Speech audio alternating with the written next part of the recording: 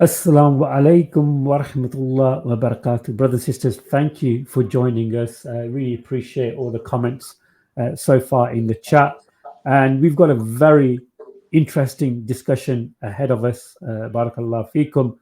And I am really honored and it's a pleasure to have the Imam, the Khatib of the masjid where I normally attend here in Coventry, our Imam and our teacher, uh, Imam Liban Maher. Hopefully, I pronounced it Correct. correctly. Barakallah Feek. Very good. Ustad, really nice to have you on.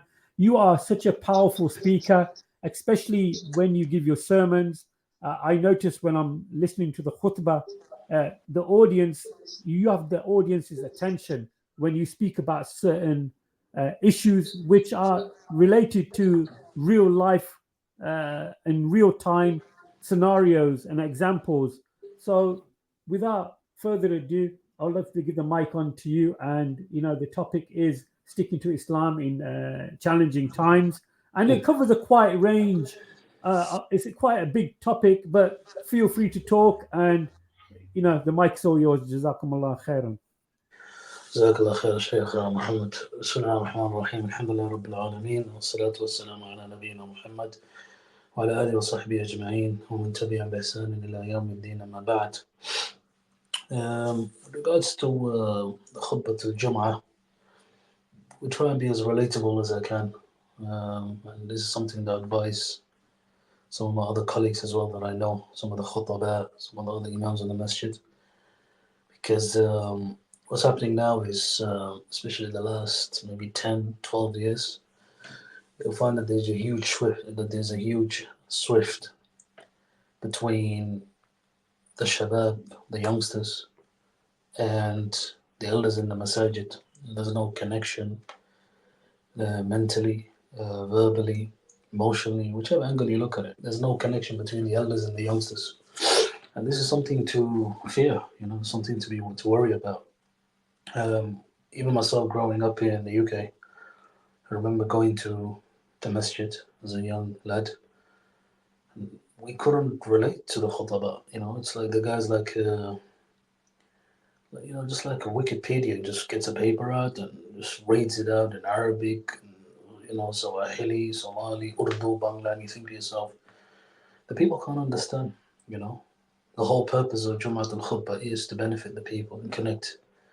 And I think this is one of the reasons why our shabab are struggling to connect to the deen of Allah subhanahu wa ta'ala. Because it seems that some khutbah, some people who are in those position of imamat, of leading the people, are a bit bakhil and stingy when it comes to the dawah. There's a lot of stubbornness as well, my way or the highway. In my dawah field as well, I've witnessed this. I'm not going to say with a lot, but it does exist. Where some khutbah are very stingy. Some of the masajid we have here in the UK is a family-run masjid. So the person who will get the shop, the person who will get the opportunity to get on the member and get the mic and talk to the people and connect is usually someone within the family tree. Some masjids run like that. And some masjid, they run by getting somebody who can get numbers. So who's got the most followers? Even if this person's aqidah is batil, This is another problem we find. And some masjids are very cultural, it's cultural Islam.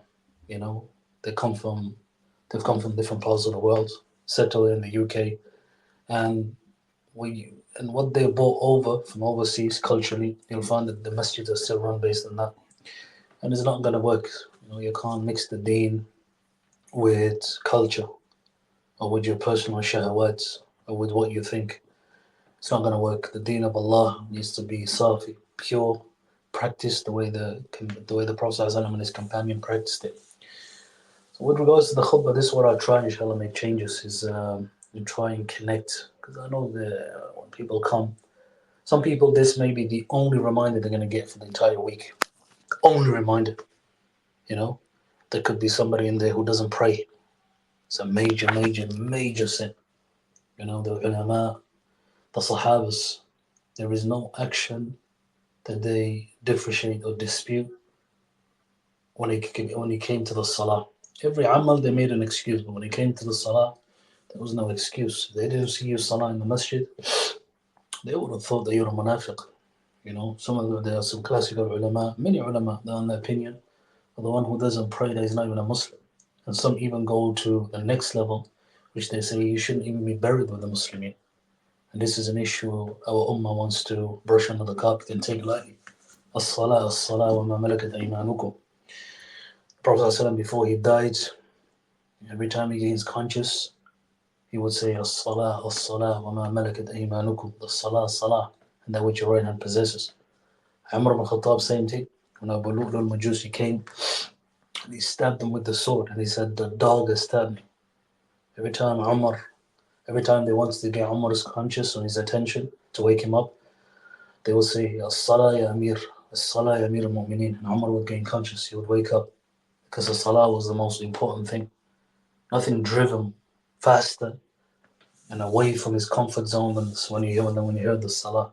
When they heard Hayya ala salah, it was very different to Hayya ala salah with the Muslims here today. So they took their salah serious. So this is what a khatib is supposed to do. 30 minutes, 25, 30 minutes that he gets, he needs to connect the people to the Quran, the Sunnah, the Deen. Could be somebody in there who's on the brink of leaving in Islam because he grew up in a very toxic home. The father is very toxic, the mother, she's even weirder. So he had no support, and he's thinking, if this is Islam, I don't want nothing to do with it. The environment, where he is, the masjid, the way people are judging him. So what's happening is he wants to leave the religion. Then you have other people who are dealing with mukhaddarat, drugs and alcohol. Then you have other people who are, as we mentioned, who have shubhat. Then you have some of our sisters who are coming in with, the feminists, the liberalism and all that. So people have their own issues, their own ashkal. Some are traumatized from, coming from countries which are war torn. Everybody has their own ishkal. So what we're trying to do, inshallah, is those few, the khutbah, the khatib has to keep all of that in mind. And he has to be an individual who understands the people around him. And so inshallah you can benefit and bring the people closer to Allah subhanahu wa ta'ala. That's the job of a khatib. The Nabi sallallahu alayhi wa sallam, when he used to give the khutbah, he used to give it in such a way. They used to call him, he was al-jawami al-kalim. He used to, little speech, it was very effective. Everybody could understand. The highly educated Arab from al-Quraysh understood what he said.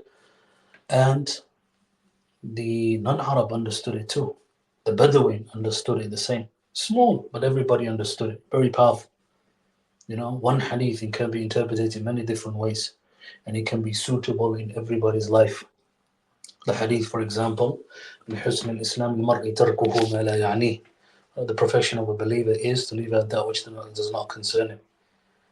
Just this hadith, if you just implement it in every aspect of your life, you'll be very successful. Just today I was listening to a qissa of a man who witnessed his father before he departed from the dunya. And he said, my father got very sick as we were taking him to the hospital. He said, my son, Ya Bunay, I want you to build, whatever happens after today, I need you to build a masjid for me. He couldn't understand what the father meant. The father was taken to hospital. He found out he had a few days left to live. But his son was with him till the end. He said, I saw something very strange on the father's deathbed. So my father was a person who, very calm, very collected, very family oriented. But he said at that time, he was giving salam to something that I couldn't see. Salam alaikum, wa alaikum salam, salam alaikum. He said, I don't know what it was. So he said, my father, what are you giving salam to? He said, don't you see these beautiful individuals that are in front of me? And shortly after that, the father passed away, clearly indicating that he saw malaika. But when he was asked, what was your father's secret? He said, my father was an average person. Wasn't an alim, wasn't a student of knowledge, wasn't a person who was highly involved in da'wah. But my father, one thing he practiced was this hadith, min husn al-lisan al-mar'i, never ever interfered in other people's affairs, or their businesses, or their drama, or gossip, or ghiba, none of that stuff. And he always used to make dua, Allah, don't put me and my family in a situation where I'll oppress people or they will oppress me.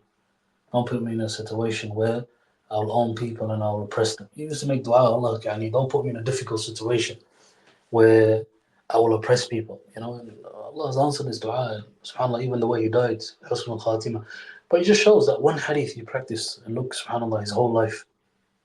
Till today we're talking about it. So this is the thing with Jawami al Kalim, the Nabi Sallallahu Alaihi Wasallam. One hadith, if a person practices it correctly, you will find bi'idhnillahi ta'ala khair after khair. فما بالك for the one who tries to practice every hadith that he hears of. Where do you think his station will be? Every ayah in the Quran.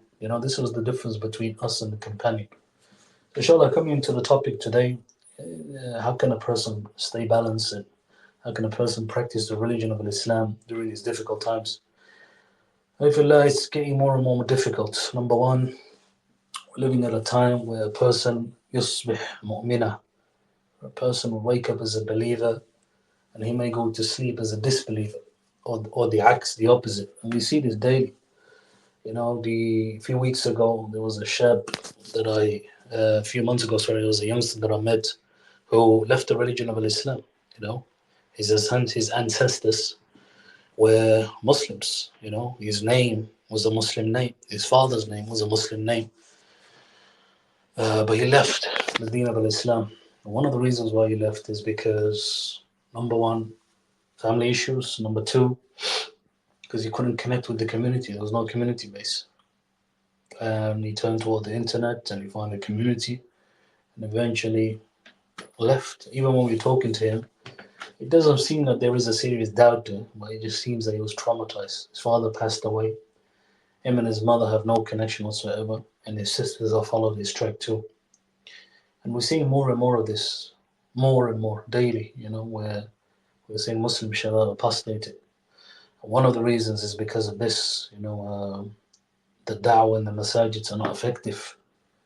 So a person, ikhwan, the first way he can stay balanced at these difficult times is, number one, correct your intentions. I remember in 2006, I was with a group of practicing brothers, but they were shadid, they were extreme.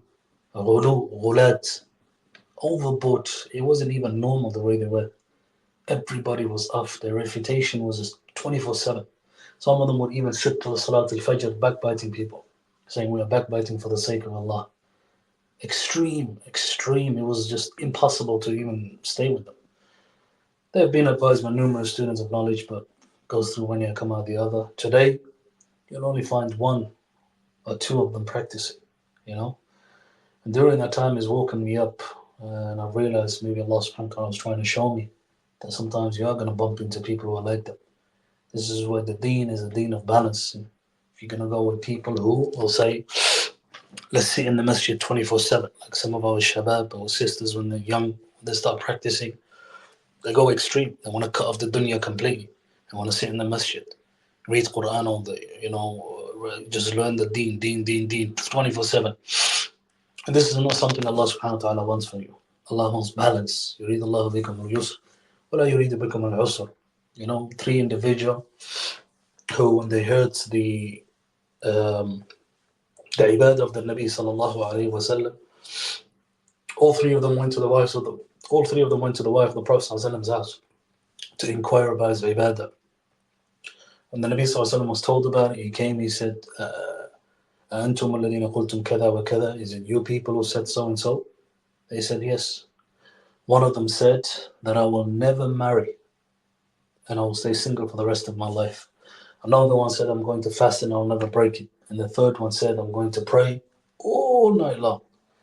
The Nabi sallallahu alaihi wasallam, he said, I have the most taqwa amongst you. I fast and I break my fast. I marry women and I pray at the night.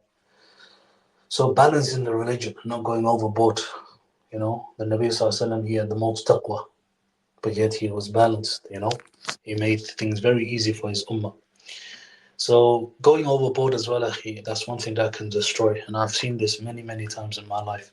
Brothers will go extreme hard. He wants to read the Quran 10 hours a day. He wants to fast the fast of Dawood, bang, quick. He wants to Qiyamul Layl, 6 hours every night. He wants, killing himself, exhorting himself. And then what you find is after 6 months, 7 months, they burn themselves out and finish. Not even, leave alone the nawafil. They even stop doing the wajib. They even stop praying the 5 daily prayers. And then shaitan, that's it, possesses them and eats them up. And then next thing you see the guy is saying chaotic stuff, things even that goes even insulting the religion at times.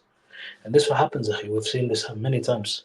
We even had a brother who used to study in the Jamia al-Islamiyah. Two of them used to study in Medina at my time. One of them even used to sit behind the kursi, the chair of Shaykh Abdul Nasir al-Abbad. Left the religion of Islam. But when he was in Medina, he used to give people a hard time. He was one of those brothers who was into refuting, and giving everyone a hard time. Left the deen of Islam.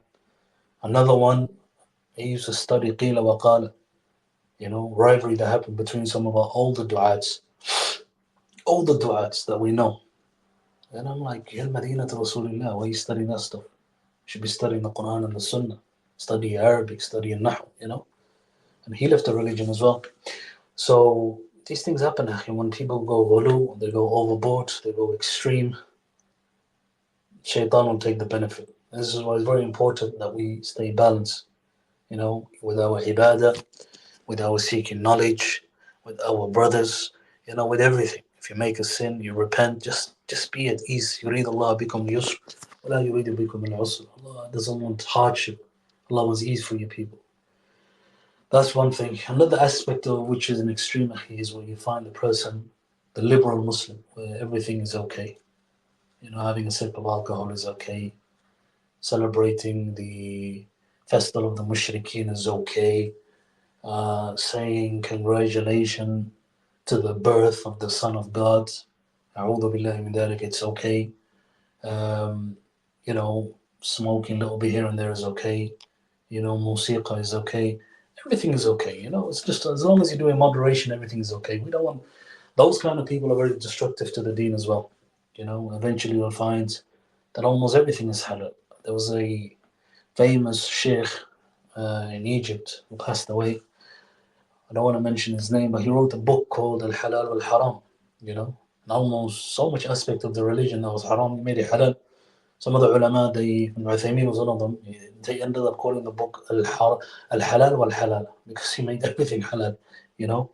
So, balance in the religion of Islam. You don't want to go too extreme to the right where you say everything is okay, everything is halal, everything is love, everything is just normal. You also don't want that as well, but you want balance in the religion of Islam. So we say to those brothers, just be care of these tahaddiyats, not going overboard in the religion, staying balanced. And the best way you can stay balanced is by connecting yourself to the ulama, the scholars. We have Shaykh Salih Al Fawzan, we have Shaykh Salih Al Suhaimi who's coming to the UK soon. We have Shaykh Abdul Nasir Al Abbad, some of the Imam in Haram Al Madani, Shaykh Abdul Razak Al Abbad. Connecting yourself to scholars who live by these examples, seeking knowledge from them. Even here in the UK, we have, alhamdulillah, qualified brothers who are very competent, who give the da'wah correctly. The English is very good. Connecting yourself to them and benefiting. And also, whatever you do, don't let a day pass you by except that you've done something in the deen. So you've prayed one salah in the masjid, you've made al istighfar, you've made a dua. Try have some days where you fast. Adhkar, something that you can do that brings you closer to Allah. Praying in the masjid is the best ibadah a person can do. Fasting in the month of Muharram, Shahrullah al-Muharram. This is the month which the Prophet used to fast a lot, observing that. Another thing, akhi fillah, is with regards to staying balanced is having righteous people. You'll find when you have righteous, good brothers around you, same with the sisters, they have good sisters, you'll find ease, because they'll be driving you, they'll be pushing you. You call each other up, where are you for Fajr? What are you doing? Let's go. Push each other, by saying, look, the next 2 months, let's get Fajr in the masjid. Where are you for Maghrib? Where are you for Isha, brother? Push each other, push each other in completing the Quran. I know some brothers, they have a WhatsApp group. Every 10 days, they finish the Quran, one khatam, and they put it in the group. And they had this for many years where they push each other collectively and trying to complete the Quran every 10 days. Because the times we're living in is very difficult for a person to push himself. Even if you were to say, I want to finish the Quran every 3 days by myself, you'll probably do it for 3-4 weeks and then boom, shaitan will keep you busy. He will open 10,000 different applications. This will happen, that will happen. because it's very painful and torturous to shaitan for a person to stay on the straight path. You observe yourself, examine it. Every time you want to do khair, watch how shaitan comes for you. He makes it very, very difficult. This is why you need good companionship.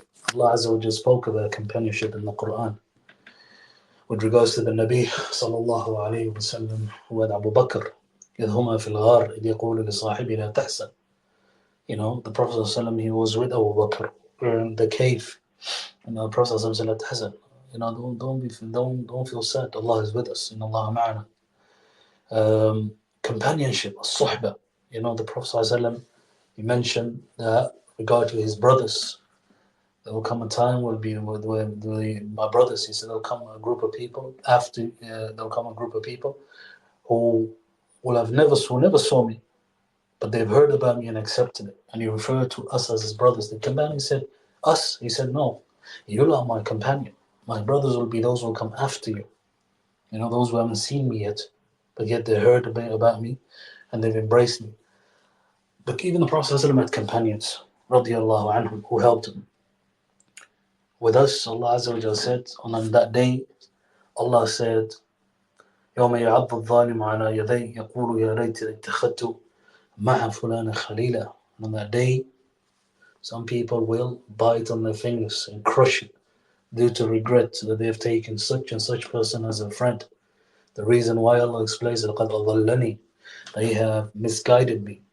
They have misguided me after the guidance has come to me. And the dhikr, from the dhikr of Allah, from the salah, from the ibadah, from the wudu, from getting closer to Allah. And they will blame each other.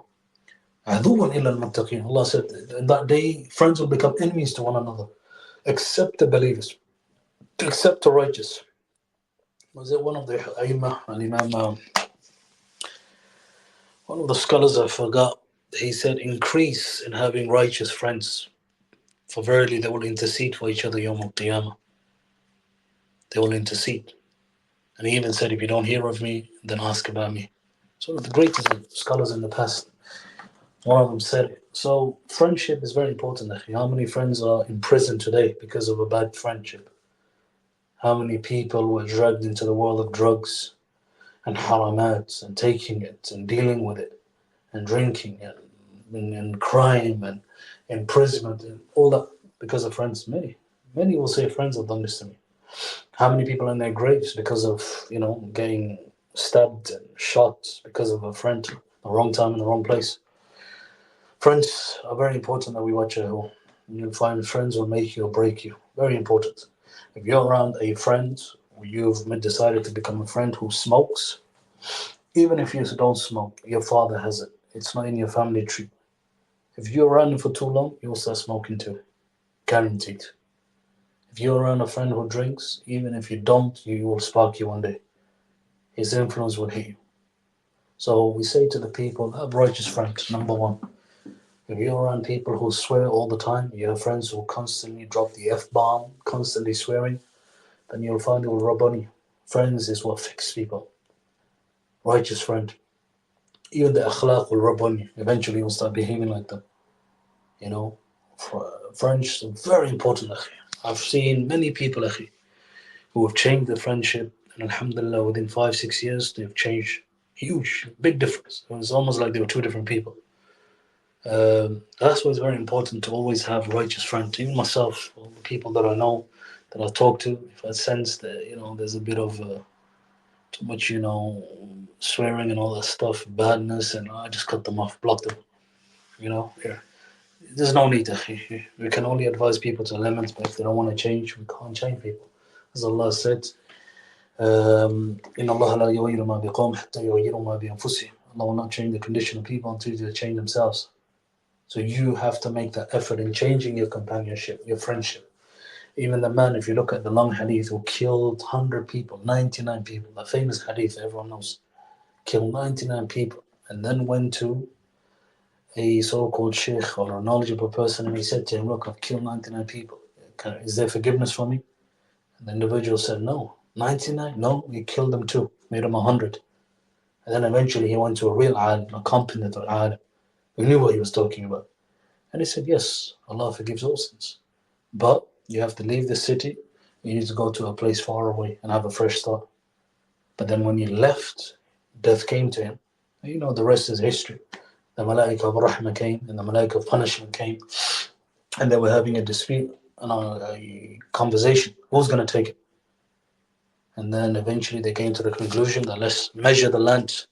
If he's closer to the land where he was wanted to make hijrah, then the angel of Rahmah will take him. If he's closer to the land where he's killed people, then the angels of punishment will take him.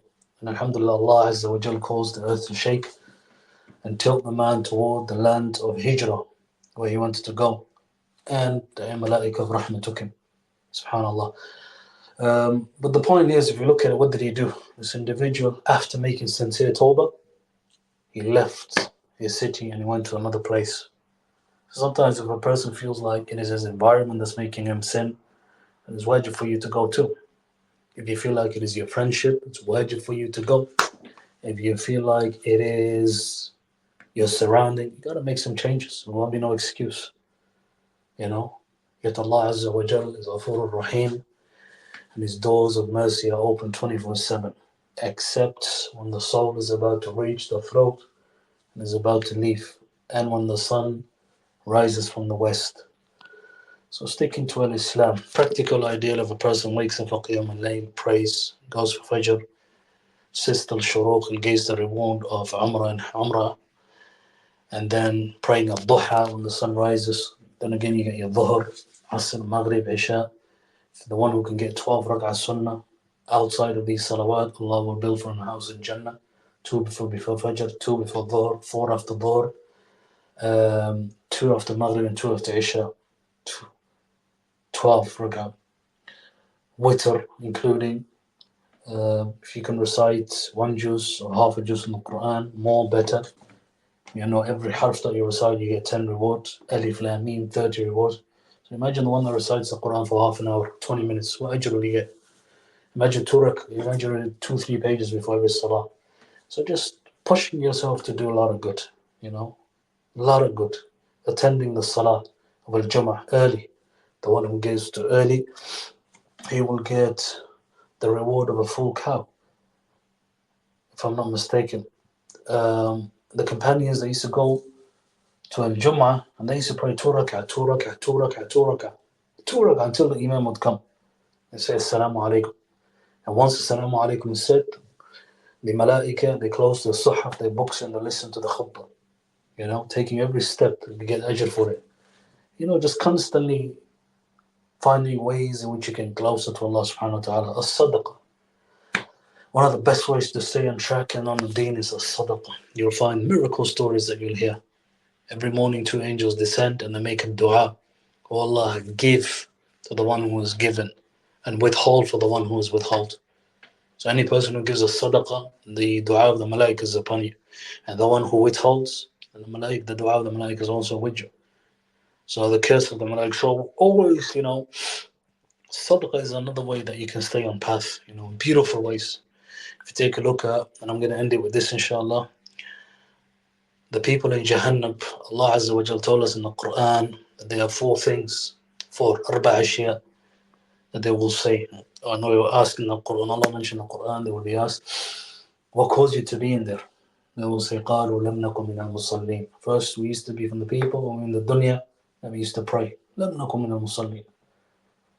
Secondly, وَلَمْ نَكُمْ نُطْعِمُ الْمِسْكِينَ. And we never used to feed the poor. وَكُنَّا نُكَذِّبُ وَكُنَّا نَخُوضُ مَعَ الْخَائِضِينَ. And we used to indulge in idle talk, lustful talk, in talk that had no benefit, no faida whatsoever. Killing your time with just things that bring no benefit. Kill the entire life. Just like we see some of the Muslims today, a'udhu billah, sitting in cafeterias for 10 hours just talking gibberish, talking tribalism, talking nationalism, talking about men kicking the ball, football, talking about things that bring no benefit, talking about who got divorced, who got married, nothing else. And secondly, lastly, وَكُنَّا نُكَذِّبُ بِيَوْمِ الدِّينِ. And this is a big issue. And they used to deny the coming of Yawm al-Qiyamah, the existence of Yawm al-Qiyamah. حَتَّى أَتَانَا الْيَقِينَ, until death came to us. And then it was too late. So inshallah, this is just a little advice, staying balanced, not too harsh here, not too harsh there. But a person, a mu'min, is the one who absorbs, and every time he sees something, he goes back to the Quran and the Sunnah and he does his research. What did Allah and His Messenger say? Every time there is an issue, what did Allah and His Messenger say about this? This is a true believer, not an individual who just follows the people, the crowd. Somebody comes and he says, I'm Arab. I'm Arab. This is some issue sometimes I get when places I give khutbah. The brother will come and he will force his opinion because he's Arab, and he will tell you, I'm Arab, as if he's more entitled, as if he's entitled, and he's been given the crown that he's qualified to talk about the religion of Allah because he's Arab. That is the most ignorant stuff a person can say. Only a Jahil would say that. Abu Jahl was Arab. Abu Lahab was Arab. So does that mean we're going to take what they say as well? What kind of kalam is that? Because you're Arab now, we have to listen to you. Everything you say is a wahi. Everything you say is Quran and the Sunnah. Abadan akhi. Our proof is the Quran and the Sunnah. And there are scholars who are Arab, and there were many scholars, many scholars who are non-Arabs. Allah balances things out. This deen is sent for everybody, Arab and non-Arab. So staying balanced in the religion. Sometimes some people, akhi, they feel very entitled. Very entitled. And they think because of their name or where they come from, they feel like they've got the trophy and the gold medal to talk about the religion of Allah, and everybody should listen. It doesn't work like that. So staying balanced and studying the deen a bit more, inshallah, Allah subhanahu wa ta'ala will make our journey to Him easier and easier if we take those steps. Subhanakallah bihamdik. أشهد أن لا إله إلا أنت أستغفرك وأتوب إليك فاستغفروه إنه غفور رحيم. بارك الله فيك محمد. Alhamdulillah. No, thank you for doing this. I know it was kind of like short planned and so forth, but alhamdulillah, we got it done. But of course, you are always welcome to come back again and give some nasiha. That'd be fantastic. There's so many brothers and sisters in the chat